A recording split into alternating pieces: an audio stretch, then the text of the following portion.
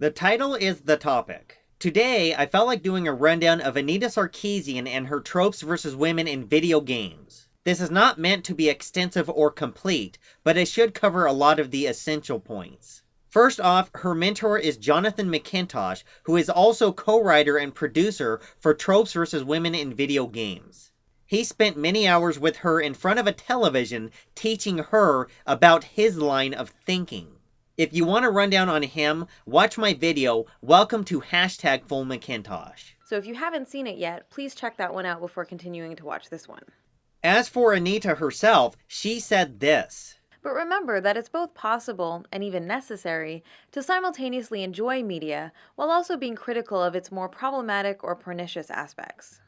By her own words, it is necessary to be critical of her work. First off, she started critiquing games before she was even a gamer. Except I'm doing video games, so it's not exactly a fandom. I'm not a fan of video games. I actually had to learn a lot about video games in the process of making this. She did, however, claim she was a gamer as a child. Now, I grew up on Nintendo. I've been a fan of the Mario and Zelda franchises for most of my life.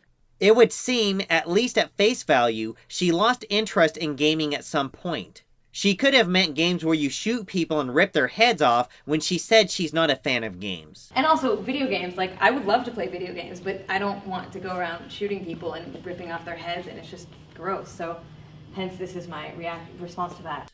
However, several of the games she critiques have some of those themes. Assassin's Creed series, for instance, these missions require the player to steal prostituted women. See what you had in mind? Players are then invited to explore and exploit those situations during their playthrough. In some of the most pernicious examples, the opening sequence in Prototype, for instance, a similar technique is used to set the mood in the darkness too. During one mission in Far Cry 3, Let go of me! I beg of you! Why should we accept critiques of those games from someone who admits they don't like those kinds of games? In 2011, she said they reflect society. I think it's important to critically engage with video games and comic books and movies and TV shows because it's a reflection of our society.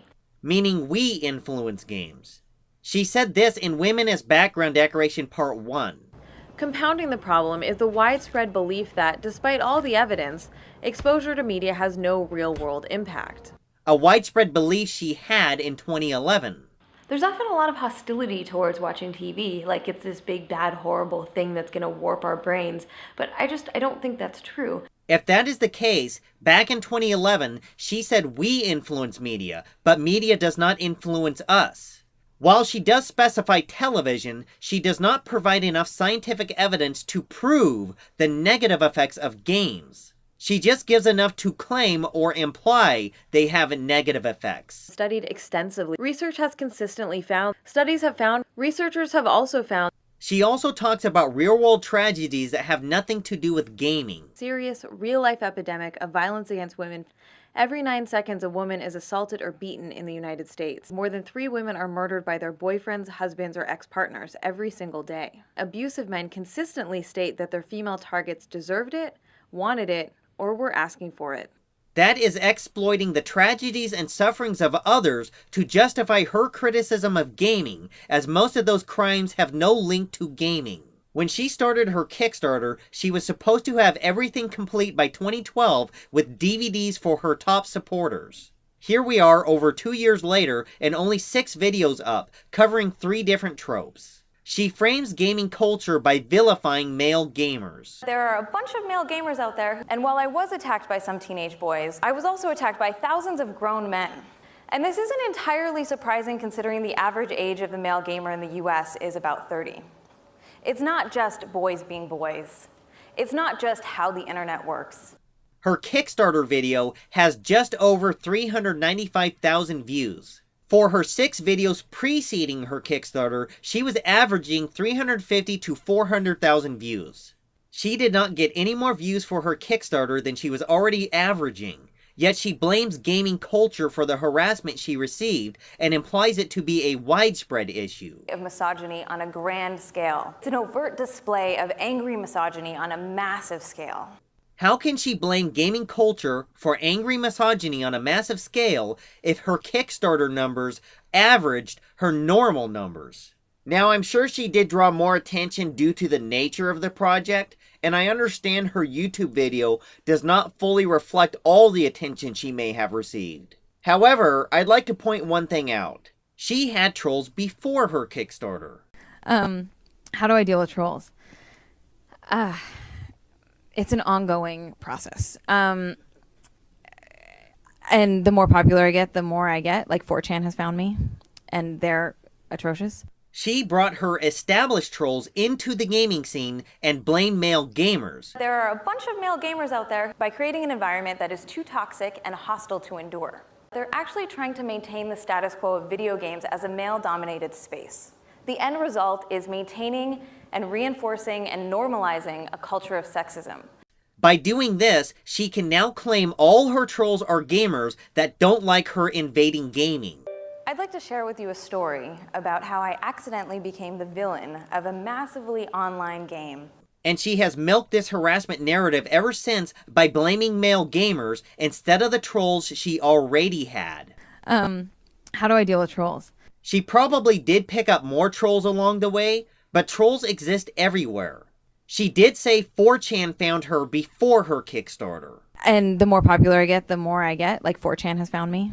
They are notorious for trolling people, and they have a long history. Tom Green dealt with them for years, and he was a talk show host. I did a phone and show. My phone show was a phone and show, and for years of doing my phone and show, I would have teams of people lining up to call in every night and tell me to do a barrel roll. But it's a 4chan thing. It's kids on the internet, they have this group of kids, and they like to say funny words like barrel roll or... Okay. They troll whoever they want, male or female, gamer or not. She already had those trolls before her Kickstarter. She has been asked about feeding trolls. What do you say about people who say don't feed the trolls? I think that is a pretty good attitude to take, but I think there's a difference between not engaging one-on-one with the trolls.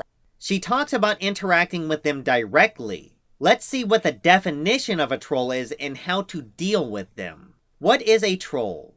An internet troll is a person who delights in sowing discord on the internet. He, and it is usually he, tries to start arguments and upset people.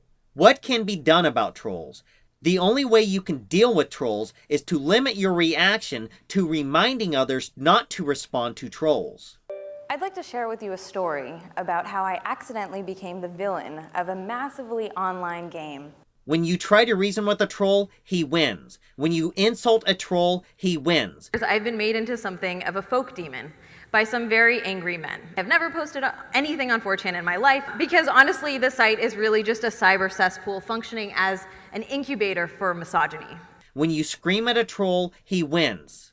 The only thing that trolls can't handle is being ignored. People have known how to deal with trolls since 2001. That is why it is one of the oldest rules on the internet. When you promote your harassment through any venue, you are feeding your trolls.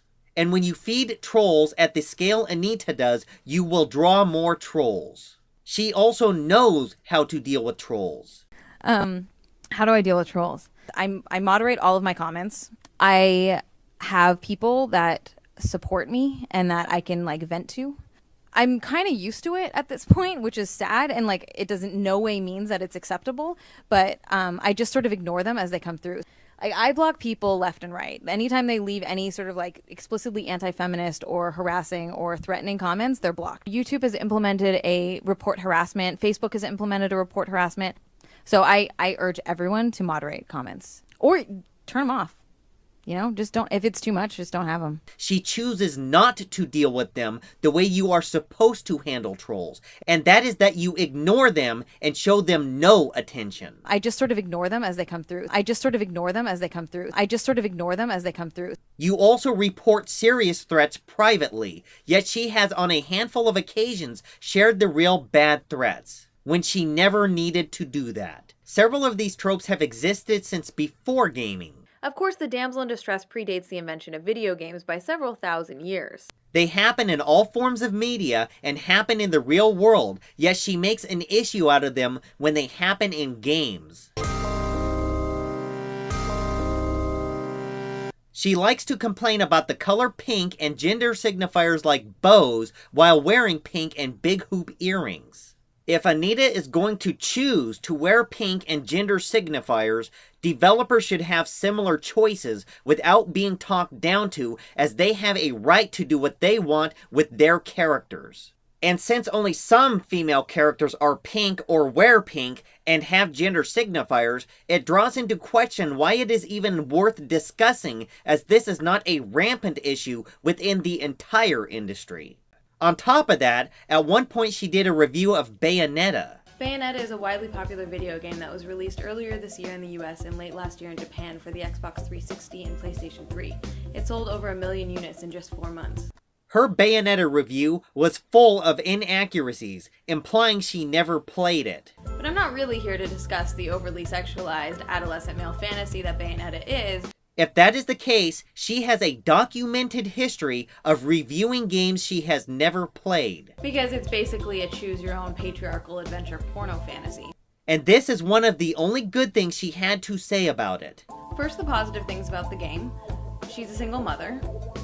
And that's kind of it. Bayonetta was not a single mother in that game. So on to the negatives, 2 of which are strapped to her high-heeled boots, contort her body into pornographic poses. When she lands, she does a little sexy pose for the player. One of her most powerful weapons involves her stripping all her clothes off, as if this pornographic, overly sexualized, animated representation isn't bad enough, is by sucking on a lollipop.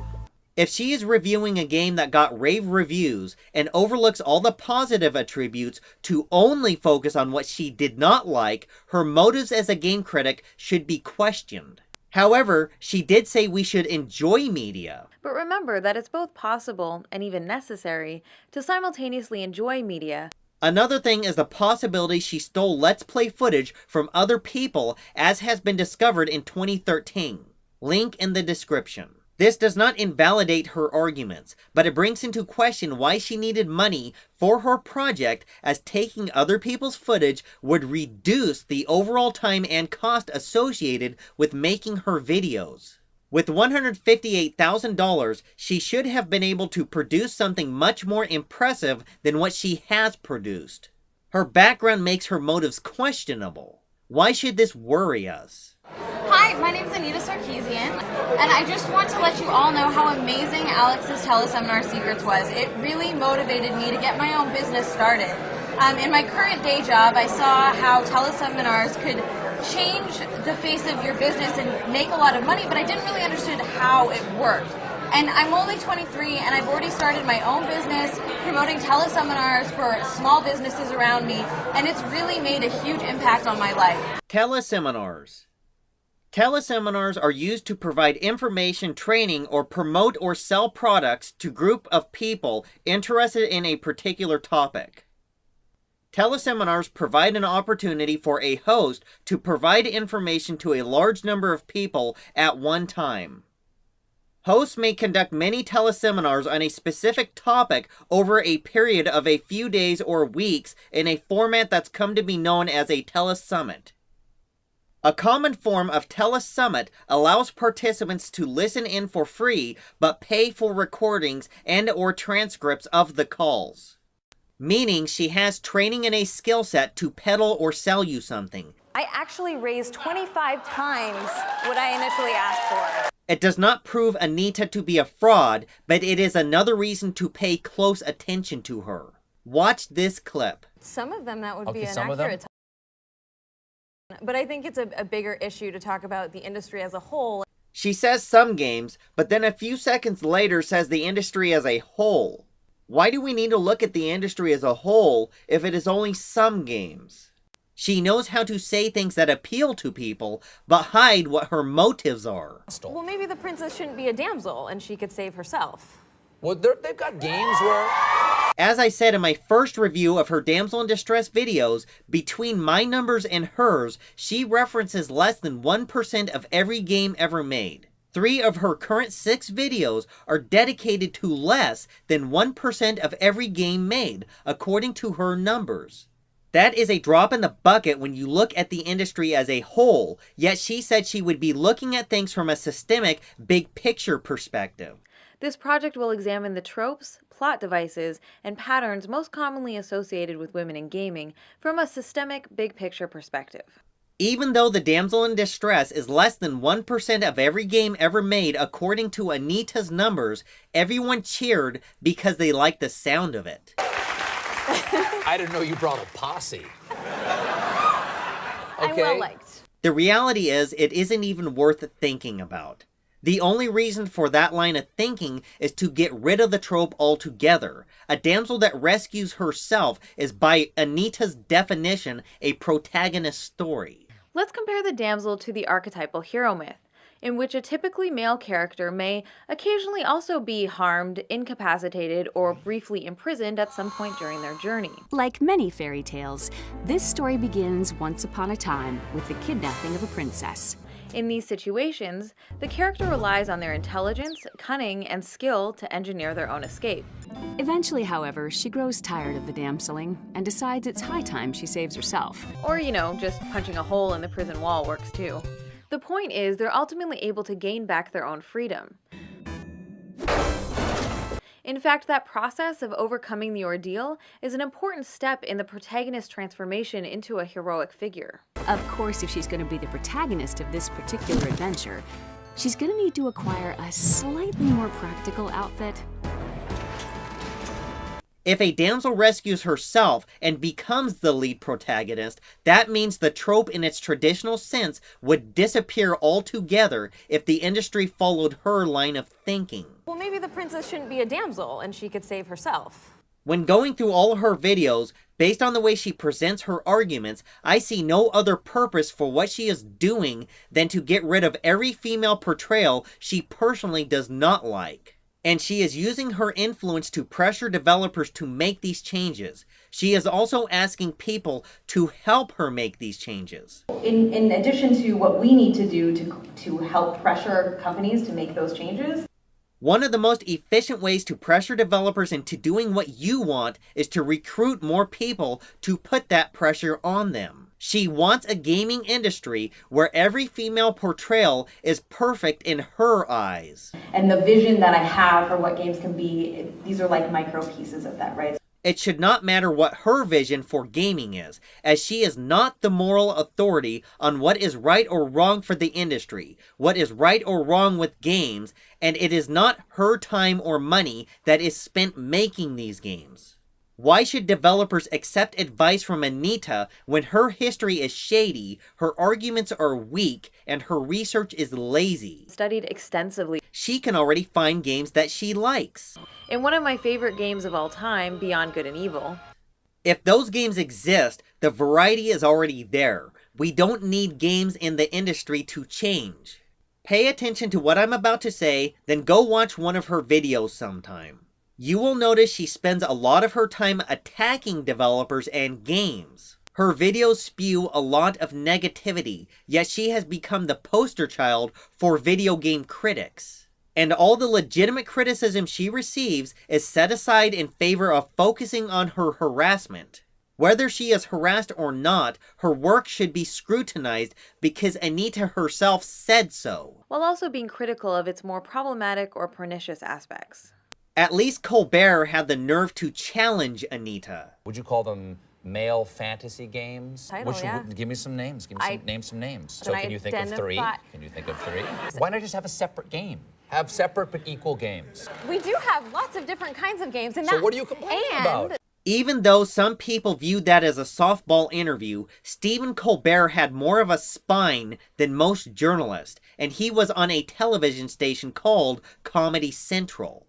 The irony of what I just pointed out is that Stephen Colbert of Comedy Central made a joke out of everyone else in the media, including gaming journalists, as no one else wants to challenge Anita's work. They only want to talk about her harassment. If you like this video, I have a playlist tackling Anita Sarkeesian and her work, and encourage you to check it out. It also includes reviews of her Tropes vs. Women in Video Games series. I get a lot of support from people who really like my videos, and they've even been used as educational tools in classrooms.